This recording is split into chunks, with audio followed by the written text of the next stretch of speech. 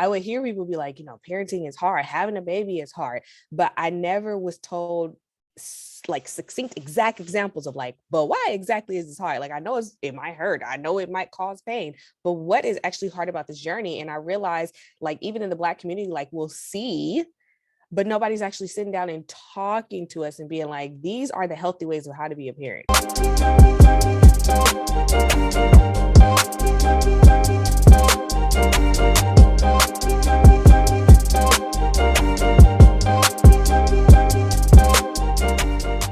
Hey guys, welcome to another episode of Legacy Speaks. My name is Sierra Hillsman, licensed professional counselor and wellness coach. Today, we have an amazing guest all the way from the Bay Area, y'all. And I'm super excited because her vibe is just totally dope. And so we're going to dive into the concepts of maternal and paternal mental health. And then as always, we jump all around because that's just how me and my guests typically work. But I do want to introduce you to Chetina Guadalupe. She is a licensed marriage and family therapist, and I'm just super excited to have her. So Chetina, welcome to the podcast. Yes, I'm so excited to be a part of this podcast this moment. Thank you so much for the opportunity. And I'm excited to just share some information with the people. Let's help get them informed, get them excited about mental health. Okay. Yes, let's go. Let's get into it. So, Chetina, can you tell the people a little bit about your journey, right? So, a number of times I often hear a lot of therapists say, well, I jumped into the field because of family, or I jumped into the field because of my own mental health journey. But what brought you to the place of becoming a licensed marriage and family therapist? Mm-hmm. Okay, so it's an interesting story because, originally I always tell people I was on this earth to become the next better version of Beyonce. And then somewhere along the way, I was just like, oh, maybe I should do this instead. So I do have like a background in performing arts. And then, sometimes we have those parents that's like, all right, you need to go and get a degree in something. You could always fall back on the singing and the dancing, but go and figure out something else first. So I had to think really hard about like, what else was I possibly passionate about? And I always knew I loved talking to people. I love talking to people. I love helping people. I love giving them guidance. So I figured maybe psychology. Now, in the beginning, I went to train as a child psychologist specifically. But after my last job with children, I was like, did this a lot, and they want me to be their mama, and people are asking me to be their mama every day, and no, that's not it. And it was just very heart-wrenching at times. So I began to kind of like figure out, like, as time progressed, like, I was in the field, like I got my license, I'm working at different places, like, okay, what way can I flip this to where I don't burn out quickly?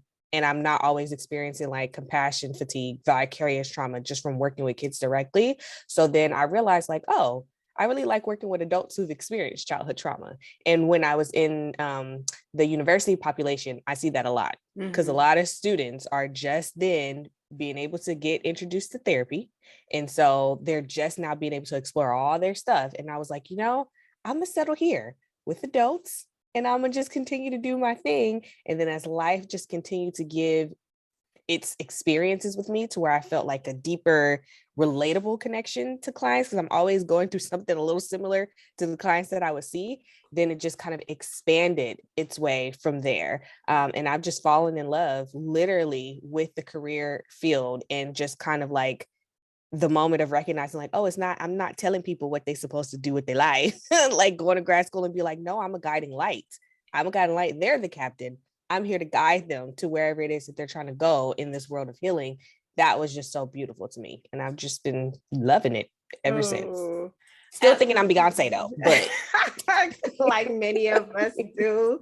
Yes, I absolutely love it. It's simply because of the fact that oftentimes what I find, some people will think, well, I'm going to go to therapy and you're going to give me all of the answers. You're going to tell me what to do. And that's the difference between a coach and a therapist. Coaches, we help with achieving specific goals without the clinical perspective. But as mental health professionals, we have the opportunity to be able to be like, here, you're the the expert of your life. You're the only person who's with you 24/7. And even when you're unsure, you still have the answers within. And so I love the analogy that you utilize, the guiding light. I often tell clients, you know what, I'm the rocks along your river. You know, you're just going to keep flowing. I'm just helping guide you to the great waters that you're going to be approaching pretty soon. So. I love that. I love that. It's so like serene and like peaceful. Absolutely love it. So let's dive into maternal and paternal mental health. Can you please define that for some individuals? Because obviously some people know what maternal and paternal is, but why is it so important for us to gain a clear understanding of that particular subset of mental health? Yes. So basically, I something that, I've shared with you is that I am a new mom, and my son is 4 months old. And honestly, that experience changed my everything, my being, like the way that some of the things I want to do with my career, the people that I truly want to help.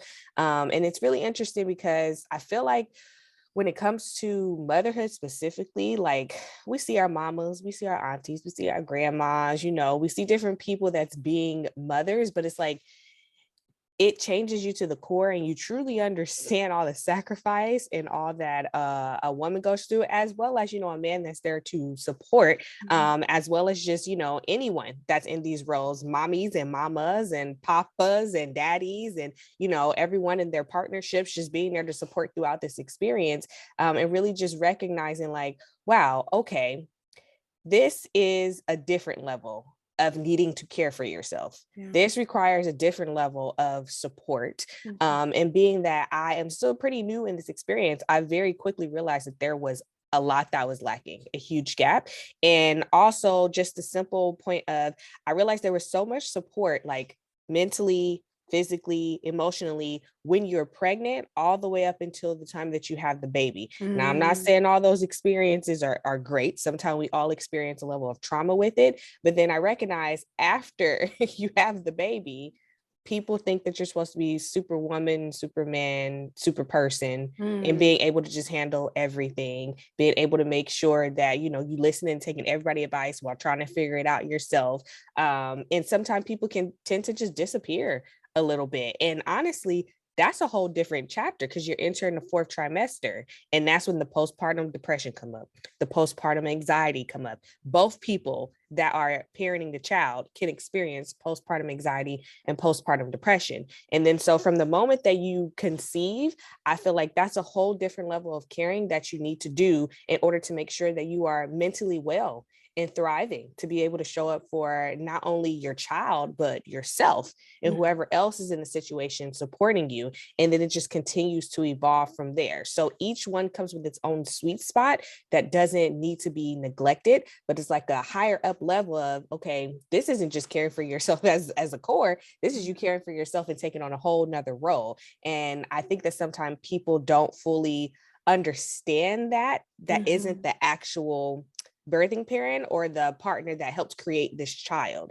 Like everyone else in society already has these concepts of what it's supposed to be like and what support you're supposed to receive.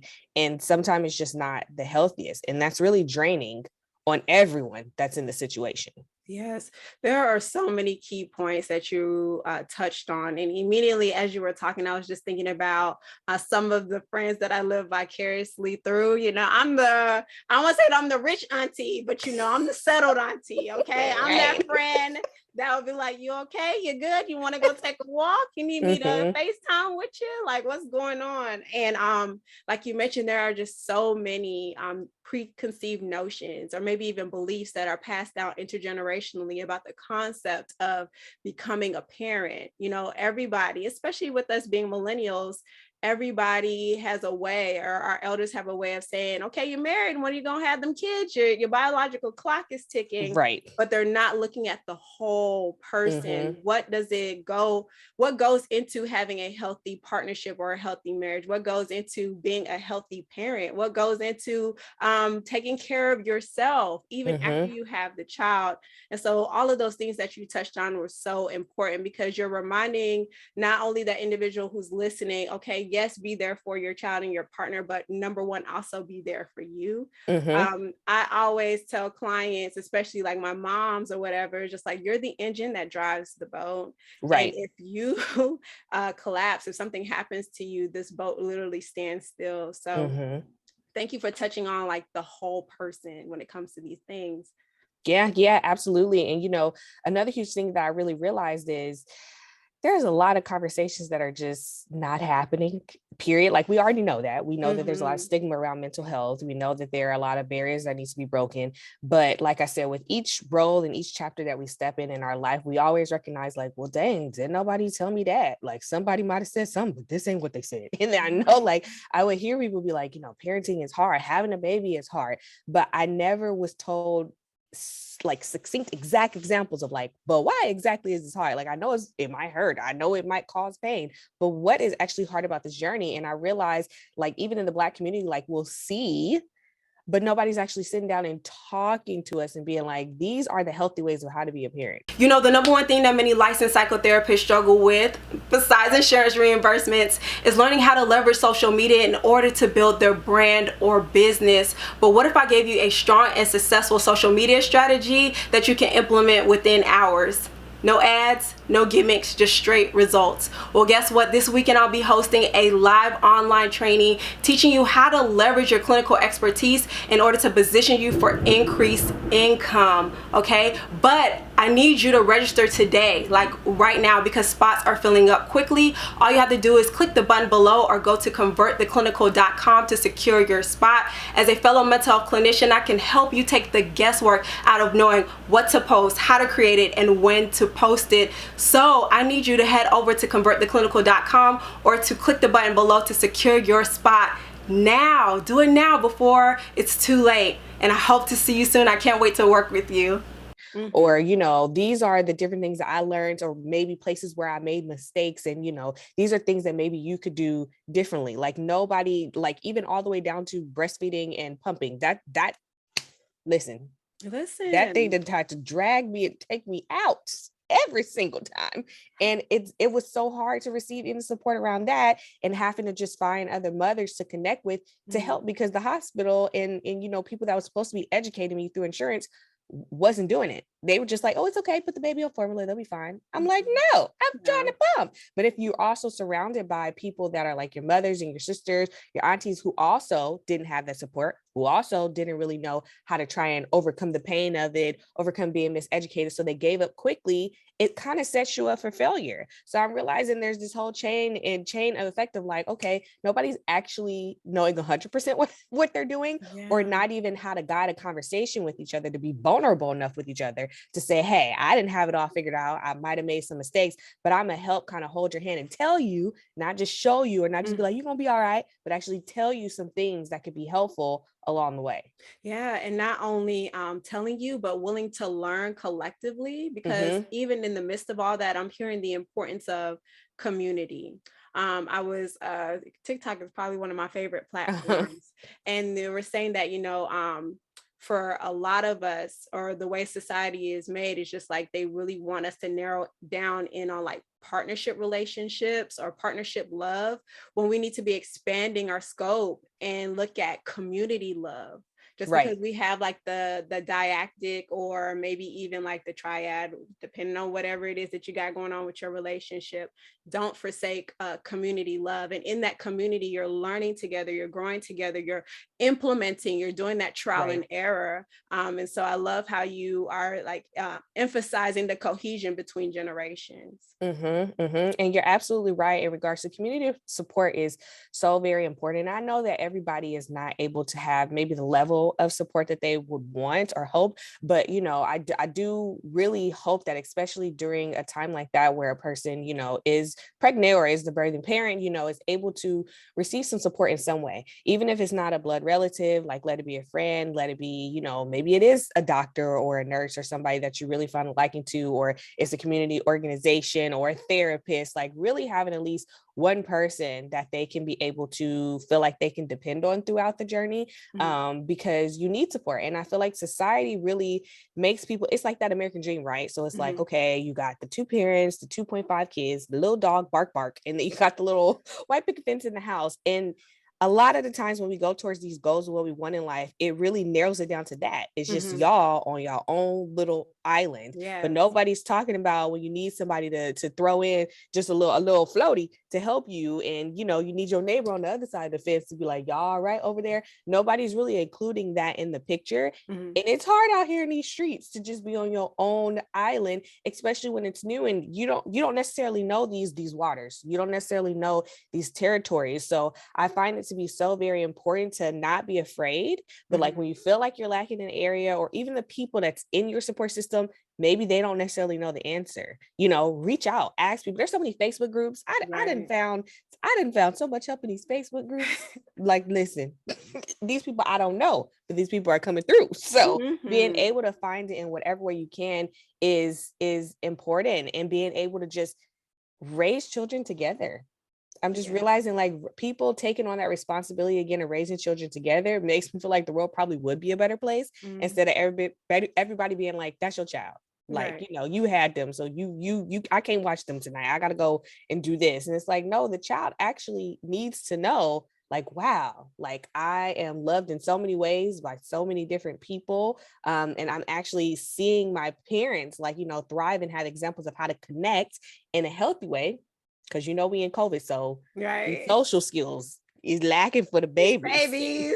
So being able to just, you know, see people connect in healthy ways is so very important as well. Yes. So just to reiterate, modeling what healthy love and interaction looks like, building a strong support system with whatever it is that you do have, whether it be in person, but also online as well. And then learning to, or at least increasing the desire to educate yourself in spite of what was not taught to you. Right. Definitely. A couple of things that I find, at least with a number of my clients who are new mommies or maybe even new parents, is like the loss of body autonomy, like feeling as though their body's no longer theirs because of breastfeeding process, or maybe even feeling like their life is no longer theirs because of like waking up all hours of the day, or like you're literally focused on taking care of this particular individual. And I do want to shed light on the fatherhood aspects of it all too. What are some things that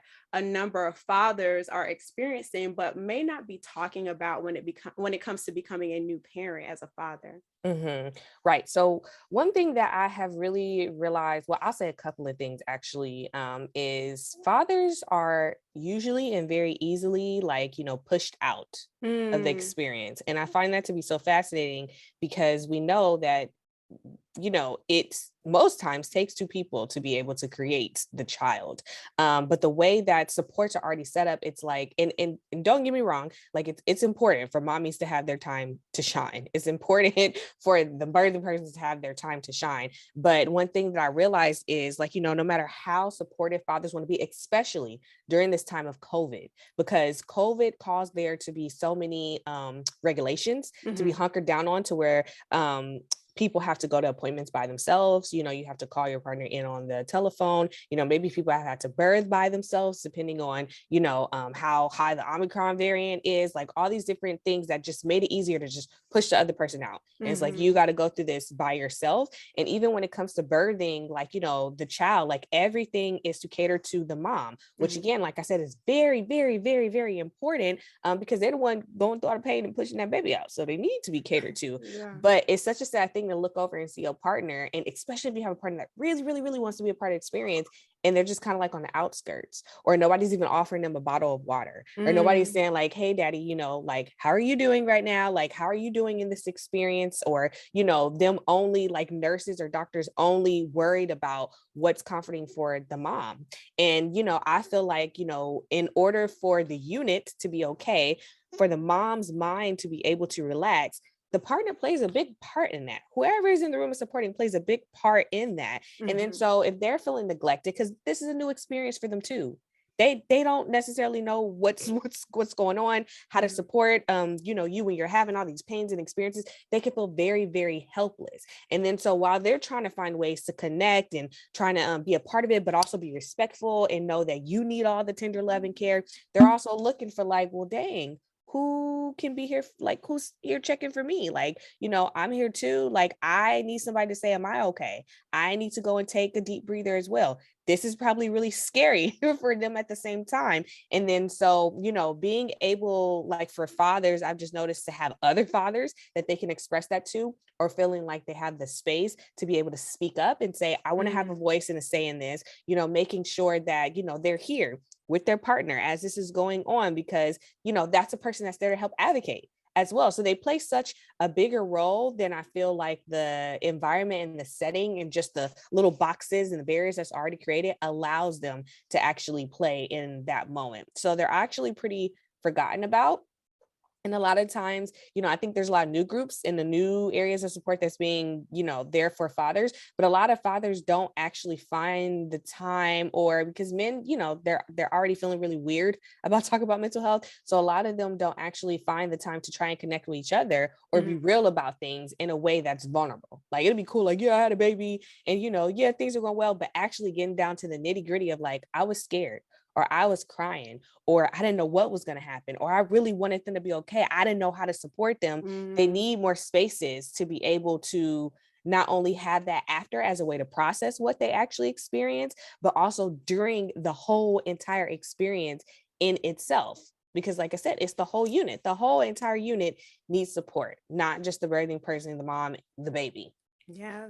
Thank you for so much for highlighting that particular experience. I have a client, his baby is due in probably like 2 weeks. And for Oh. him, he is taking on the role of provider, which is very stereotypical for most men. So he's the one who's consistently working and making sure they have enough money. So when the baby comes, you have that there. And I can see how, yes, you're working in the daytime, but then you're also coming home to tend to your partner as well. And so I'm wondering how that impacts a person's like life roles. That's one thing that I thoroughly enjoy working with clients on, is like the concept of life roles, because we forget that we're somebody's a child, somebody's parent, somebody's employer or employee. We serve all these different roles, and then we have genuine responsibilities, but we also have perceived responsibilities. And I try to get my clients to work through those perceived responsibilities, because everything that we put on our plate doesn't necessarily mean that it belongs there. Right. And so having to like peel through that or work through that to see how can we, one, maximize our time and our energy and our focus on the things that truly, truly matter and occur. And I can see how that can work within paternal and mental health. Just like, let's double down on increasing the wellness of every party involved. But let's not get overwhelmed by all of the things that people say that we need to do. Let's figure out what works best for our family unit.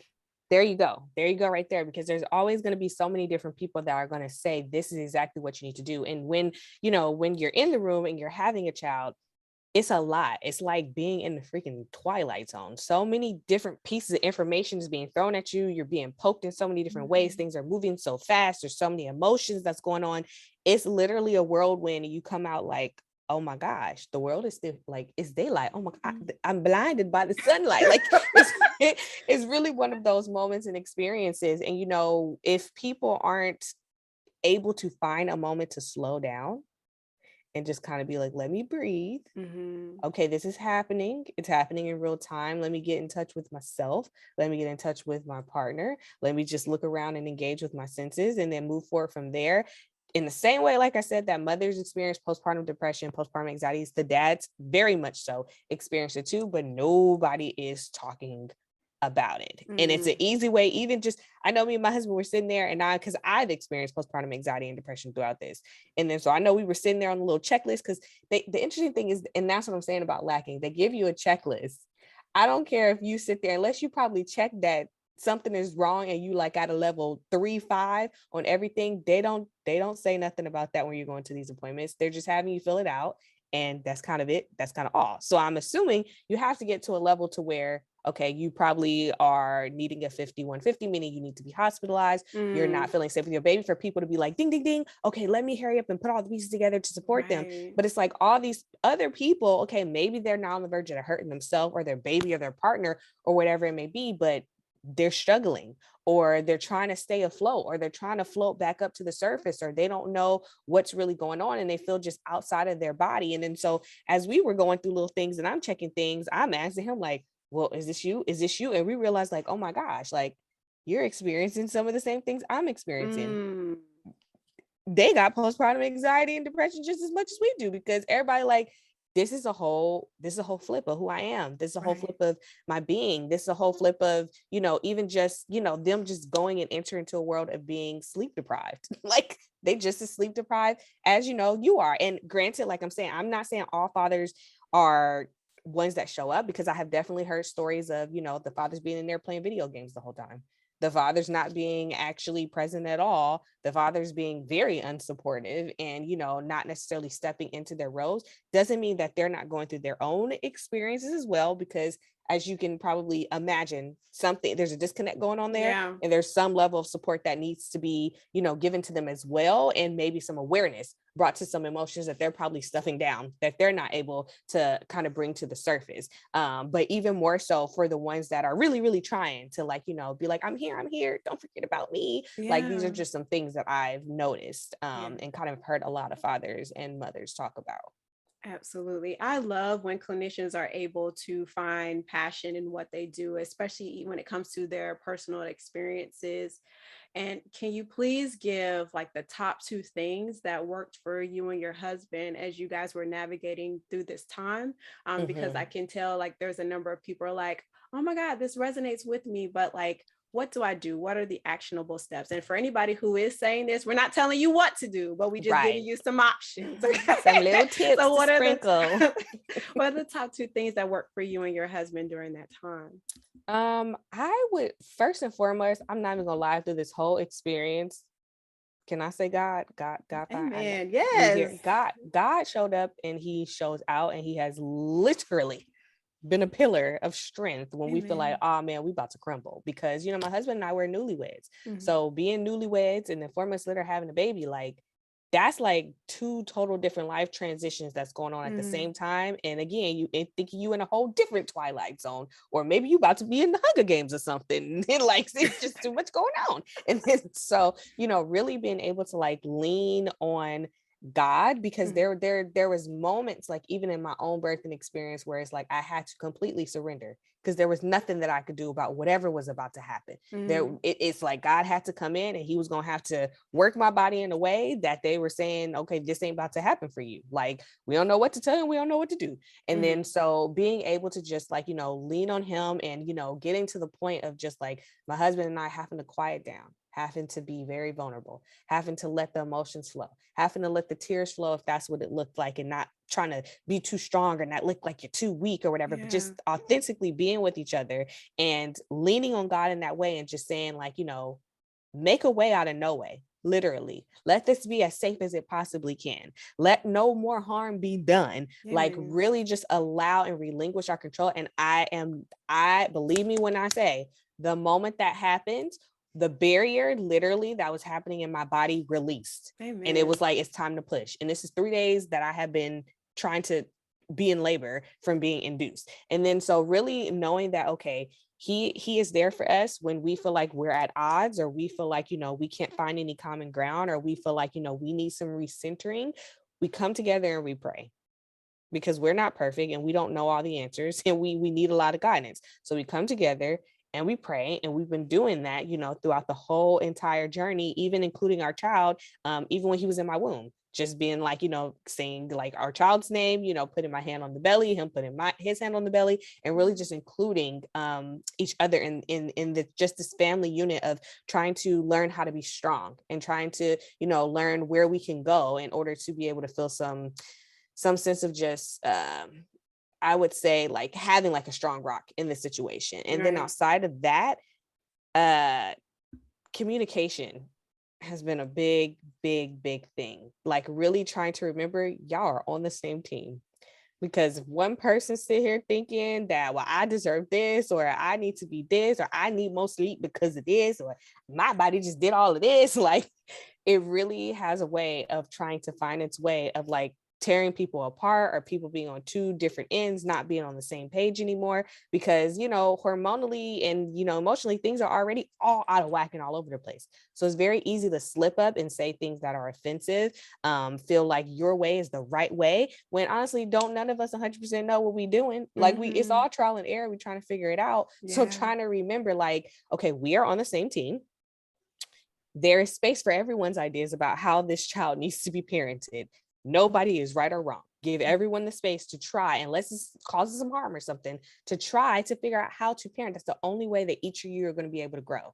It can't be shutting one person down, and it only can be one style of parenting that is correct. Being able to come and say, like, what your true authentic emotions are, and the other person not get defensive. That's a really, really big thing. The other person not getting defensive, because if the person is always in defense, you're going to hit a wall every time, and you're not going to be able to get over these hurdles and these obstacles that are in your way. And it's very important to be able to have clear information, because especially after clear communication, because after the child is born, their little spirits and bodies and minds is absorbing all of this. They may not know 100% of what's going on, but their little spirit is in tune with, like, all right, something ain't right here. They're struggling. Get it together, y'all. Because I'm sitting here listening. Management, I need y'all to do something. Okay? Come on now. Someone bring in the works. So being able to just also continue to know your child is there, and they're watching and they're listening, and they may not be aware of it all, but they're very much there in the mix, trying to show okay, we may mess up, we may not communicate the right way, but we can come together, and we can come together on love. And we can come together on just the foundation of wanting to build a stronger family unit, and we can work it out. We can figure it out. We know how to apologize when harm is being done.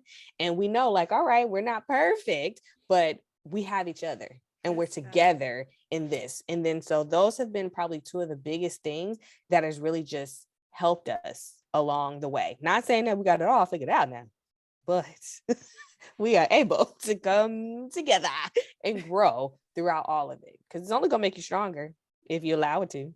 Yes. Oh, keyword, if you allow it to. Okay.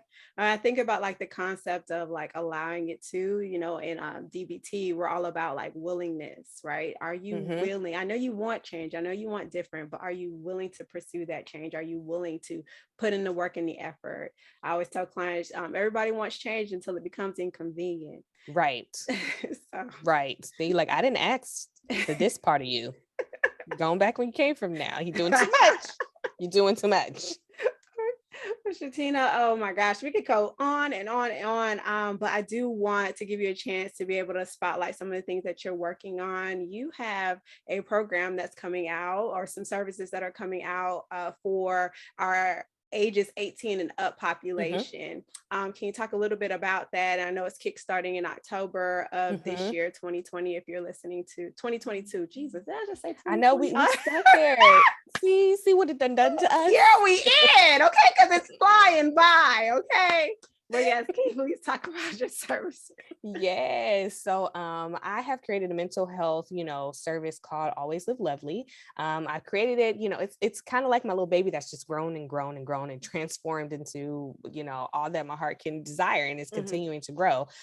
So my business, Always Live Lovely, is a mental health service that basically helps teach you how to take care of your mental health. Like you stated, it's for adults that are 18 and up.